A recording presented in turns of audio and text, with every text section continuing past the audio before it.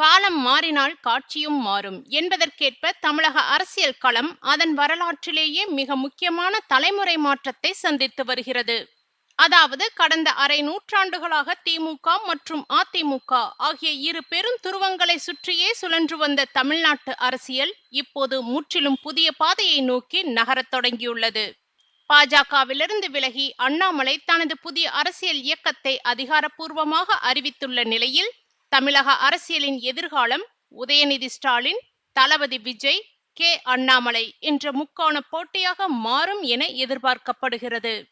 இந்த மூன்று இளம் தலைவர்களும் வெவ்வேறு சித்தாந்தங்கள், பின்னணிகள் மற்றும் அணுகுமுறைகளுடன் களமிறங்கியுள்ளனர். இவர்களின் வருகை தமிழக அரசியலை முழுமையாக மாற்றியமைக்கும் என்று அரசியல் பார்வையாளர்கள் கருதுகின்றனர்.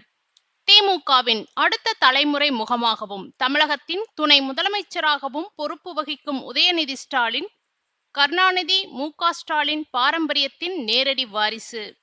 சமூக நீதி, மாநில சுயாட்சி மற்றும் திராவிட மாடல் கொள்கைகளை அடித்தளமாக கொண்டு செயல்படும் இவர் சனாதன ஒழிப்பு உள்ளிட்ட தீவிர நிலைப்பாடுகளை எடுத்து திராவிட அடையாளத்தை வலுப்படுத்தி வருகிறார். திமுகவின் வலுவான கட்சி கட்டமைப்பு, பாரம்பரிய வாக்கு வங்கி மற்றும் ஆட்சி அதிகாரம் ஆகியவை உதயநிதியின் மிகப்பெரிய பலம். இளைஞர்கள் மற்றும் தொண்டர்களுடன் எளிதில் பழகும் யதார்த்த அணுகுமுறை இவருக்கு கூடுதல் ஆதரவை பெற்றுத் தருகிறது. திராவிட இயக்கத்தின் கொள்கைகளை பாதுகாத்து வாரிசு அரசியலை தொடரும் முக்கிய பிரதிநிதியாக உதயநிதி காணப்படுகிறார். சினிமா உலகின் முன்னணி நட்சத்திரமாக இருந்து அரசியலுக்கு வந்துள்ள தளபதி விஜய் தமிழக வெற்றிக் கழகம் மூலம் பெரும் எதிர்பார்ப்பை ஏற்படுத்தியுள்ளார். பிறப்பொக்கும் எல்லா உயிர்க்கும் என்ற கொள்கையின் அடிப்படையில் மதச்சார்பற்ற சமூக நீதியை முன்வைக்கும் இவர் இடது வலது சார்பற்ற மாற்று அரசியலை வலியுறுத்துகிறார். கோடிக்கணக்கான ரசிகர்கள், இளம் படை மற்றும் எந்த அரசியல் கரையும் இல்லாத புதிய முகம் என்ற பிம்பம் விஜயின் மிகப்பெரிய பலம்.